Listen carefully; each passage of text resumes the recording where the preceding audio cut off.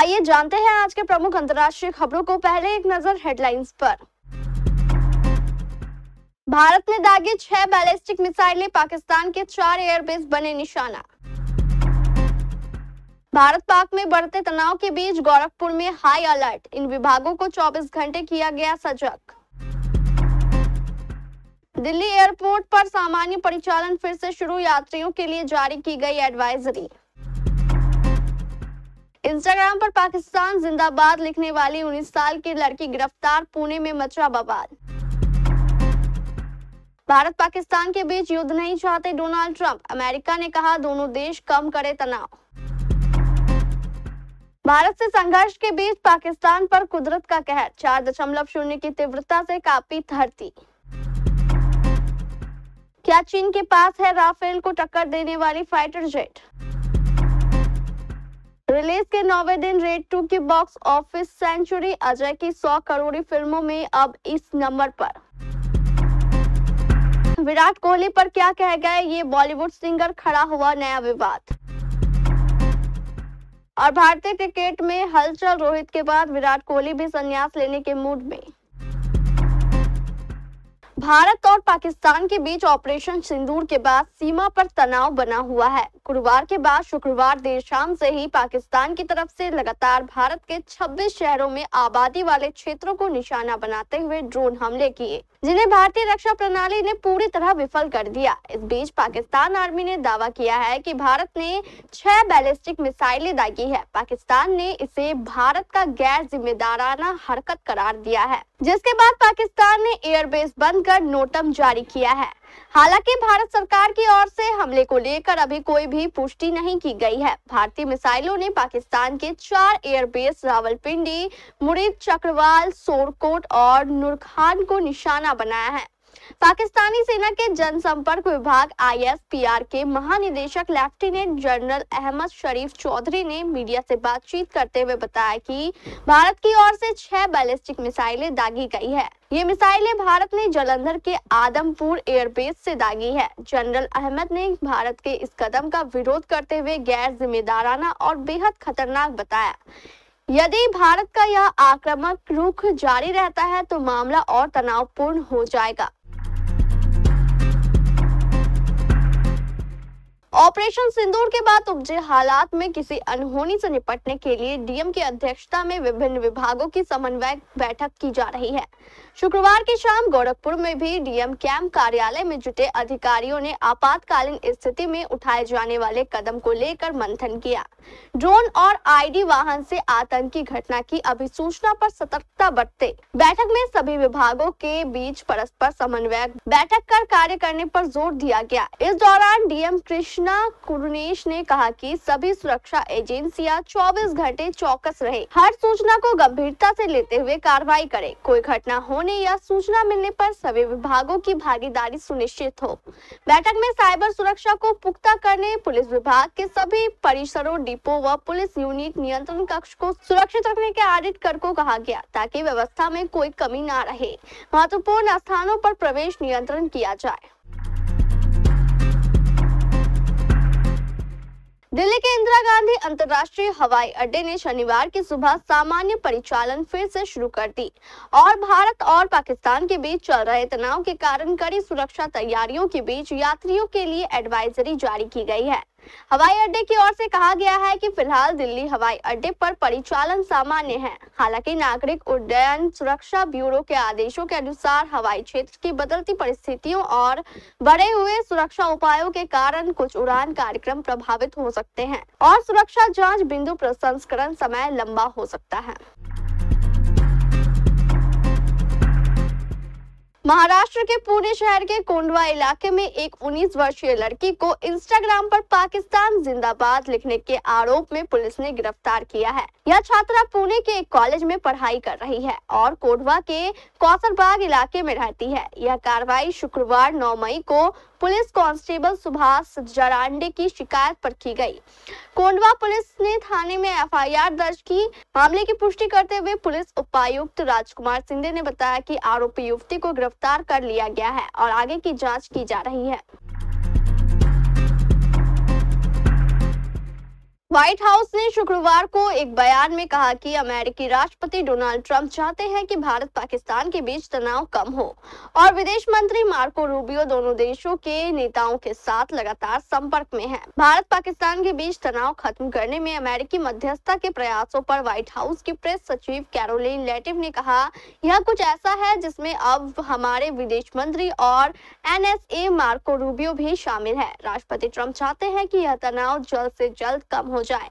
वह समझते हैं कि ये दोनों देश दशकों से एक दूसरे के साथ मतभेद रखते हैं।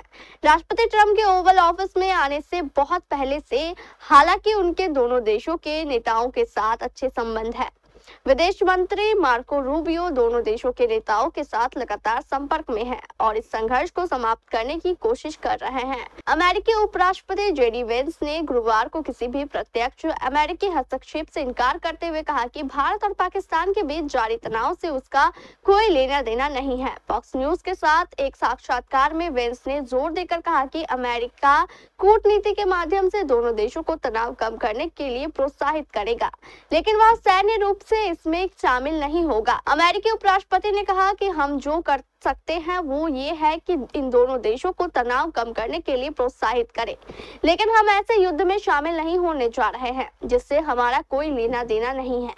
अमेरिका भारत से हथियार डालने के लिए नहीं कह सकता, हम पाकिस्तान से भी हथियार डालने के लिए नहीं कह सकते, इसलिए हम कूटनीतिक माध्यमों से इस मामले को आगे बढ़ाते रहेंगे।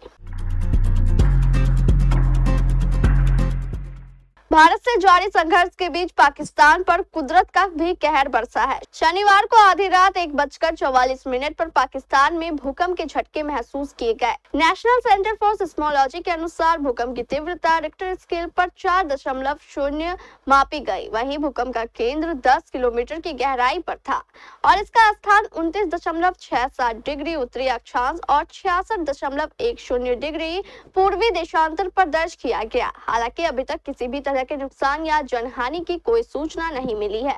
बता दें कि इससे पहले सोमवार को भी पाकिस्तान और अफगानिस्तान के कुछ हिस्सों में 4.2 तीव्रता का भूकंप आया था।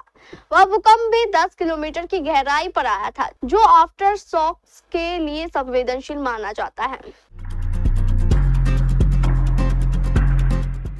भारत और पाकिस्तान के बीच तनाव चरम पर है। पाकिस्तान के ड्रोन हमलों को भारत हवा में ही राख कर दे रहा है, जिससे पाकिस्तानी सेना बौखलाई हुई है। भारत के साथ चल रही इस जंग में पाकिस्तान ने सारे चीनी हथियार का इस्तेमाल किया, जिनकी हवा में ही हवा निकल गई। पाकिस्तान की ओर से ऐसा दावा किया गया कि उन्होंने चीन के बनाए गए J-10C विमानों की मदद से भारत के राफेल और सुखोई विमान पर हमला किया। चीन के फाइटर जेट J-20 को भारत से सटे इलाके में तैनात करके रखा गया है। यह फाइटर जेट चीन का 5वीं पीढ़ी का सबसे उन्नत स्टील्थ फाइटर जेट्स में से एक है। भारत के पास इसका मुकाबला करने के लिए फ्रांस का फाइटर जेट राफेल है। कुछ विशेषज्ञ ऐसा मानते हैं कि J-20 की डिजाइन अमेरिकी F-22 रैप्टर और F-35 लाइटनिंग II से प्रेरित है। J-20 में उन्नत AESA रडार और इलेक्ट्रॉनिक ऑप्टिकल टारगेटिंग सिस्टम है। इसके जरिए यह लंबी दूरी के टारगेट का पता लगाकर हमला करने की क्षमता रखता है। इसकी लंबाई 20 मीटर और इसकी रेंज 2700 से 3000 किलोमीटर तक मानी जाती है। ये दूरी के मिशन के लिए परफेक्ट है। श्रीमान भरोसेमंद यानी मिस्टर रिलायबल के नाम से हिंदी सिनेमा में लंबे समय से मशहूर रहे अभिनेता अजय देवगन ने अपने करियर की 16वीं 100 करोड़ी फिल्म दे दी।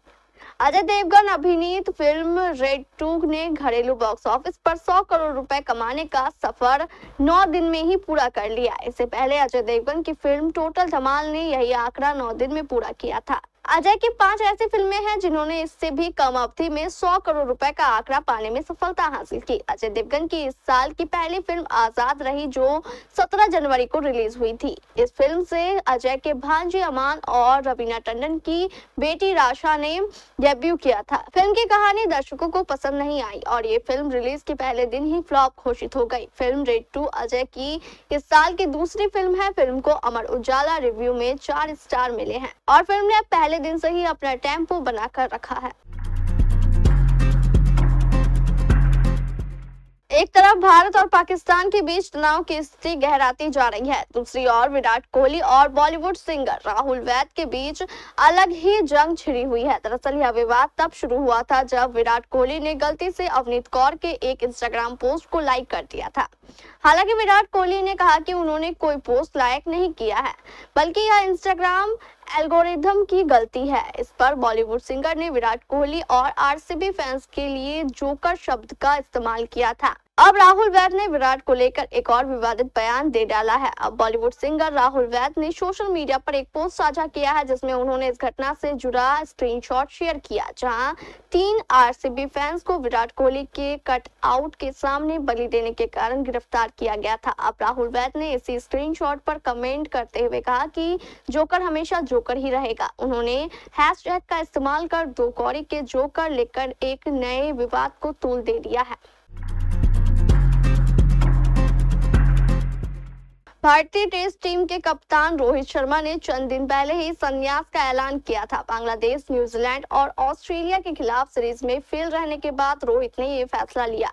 अब टीम के सबसे प्रमुख बल्लेबाज विराट कोहली के संन्यास लेने की बातें सामने आ रही है। एक रिपोर्ट ने दावा किया है कि विराट टेस्ट से संन्यास लेना चाहते हैं, लेकिन बीसीसीआई ने इस फैसले पर उनको दोबारा सोचने की बात कही है। दोनों ही खिलाड़ियों ने एक साथ T20 इंटरनेशनल से संन्यास लिया था। अगले महीने इंग्लैंड में होने वाली 5 टेस्ट मैचों की सीरीज के लिए टीम चुनने के लिए चयनकर्ता जल्द ही मिलने वाले हैं। कोहली ने ऑस्ट्रेलिया में बॉर्डर गवास्कर ट्रॉफी के बाद से ही टेस्ट क्रिकेट में अपने भविष्य के बारे में सोचना शुरू कर दिया था। उस सीरीज में पहले टेस्ट में शतक बनाने के बाद उनका प्रदर्शन अच्छा नहीं रहा था।